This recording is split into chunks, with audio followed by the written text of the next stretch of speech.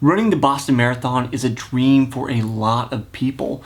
For amateur runners, it's almost the Olympics for people that want to run the marathon distance. It's this big goal to work towards and achieve when you aren't good enough to be a professional runner, which is the vast majority of us. So, how do you actually qualify for Boston, and what are the pitfalls that you can run into?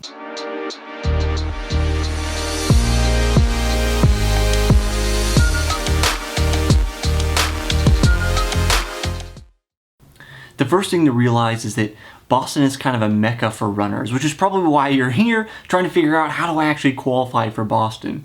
Down in the description, I will have a link to the Boston Athletics Association page, which has all the details, but I'm going to summarize it and talk about some of the pitfalls here for you when you want to try to figure out how to qualify. Really, the first step in qualifying to run Boston, or actually getting to go, is to meet your qualifying time. Pretty simple, right? You want to run in the race, you got to meet the qualifying time. Now, it varies depending on your age group, and for the men's side, it starts at 3 hours, goes all the way up to 4 hours, 50 minutes for men over the age of 80. On the women's side, it starts at 3.5 hours and goes all the way up to 5 hours and 20 minutes for women over 80. A common pitfall here is to realize that just because you've met your qualifying time does not mean that you automatically get to run Boston. Because there are so many people that want to run the race, the qualifying time is simply the minimum that you need to be able to submit your entry for the possibility to run the race. And that really makes sense, right? The race is merit-based, so if you run faster, you're more likely to qualify. So basically, they go from fastest to slowest for all the people that meet the minimum qualifying standard and then fill up the race. There's usually people left over that met the qualifying time but did not meet what they refer to as the cutoff time, which varies from year to year depending on the times that were submitted. Now, your cutoff time is all published on that Boston Athletics Association page, so check that out in the link in the description. But they vary anywhere from 1:30 to all the way in 2019, it was almost 5 minutes, 4 minutes and 52 seconds, which is, a chunk, but doable in a marathon because that's not going to be a considerable amount of time over all those miles. So what does that actually mean when I say cutoff time? In the 1:30 example, that would mean for men 18 to 35, with that 3-hour qualifying time, you would actually be 2 hours, 58 minutes, and 30 seconds to be able to go. Anything slower than that, those people did not get to go. Now, that is an average, which means it's probably faster for that group that's faster, that 18 to 35 group, and possibly slower for others, because they average it over all of the age groups and the cutoff time. So if you understand how math works, you know that there's probably a skewed distribution in that the faster people usually have a faster cutoff time, and the slower people will usually have a little bit closer to the actual qualifying time before that cutoff takes place. Now, if we want to continue to talk numbers, Boston also publishes the number of people that are in the race as well as those that were left out.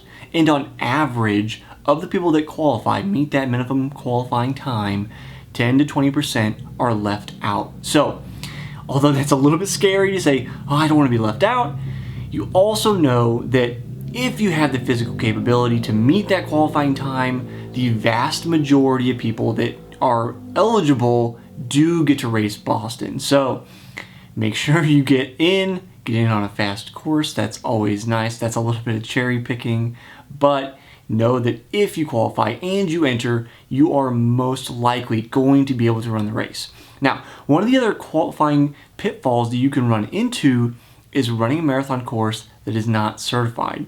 This doesn't happen very often, at least in my opinion, because so many of these marathons are certified. Now, if you're here in the US, the easy thing to check is the course USATF certified? So it's USA Track and Field. Did they certify the course? That basically means, yes, this is the correct distance, and then Boston will consider that particular course as a legitimate qualifying time. Now, if you don't know if your race is qualifying for Boston, you can send an email into the race director, go to your race's website, find the race director's contact or the contact for whoever's in charge of answering customer questions, and they should be able to tell you whether it's qualifying. If they cannot tell you, just as a suggestion, that means it's probably not. for any marathon, it's going to be pretty important that they know that because of how big Boston is. So make sure, just check, is it USATF certified? Other countries are going to have different certifications. So if you're foreign, you got to check that out. But if you're certified, you're pretty much good to go. Run your time, and then if you make it, submit to Boston. So that's the gist. And now, if you get your time, submit it, you're probably good to go. That's really all you can do. If you want to learn more about the lore around Boston, things to do with Boston, I actually interviewed a really great person, Hope Phelan, who is an artist. She was present during the bombings at Boston several years back.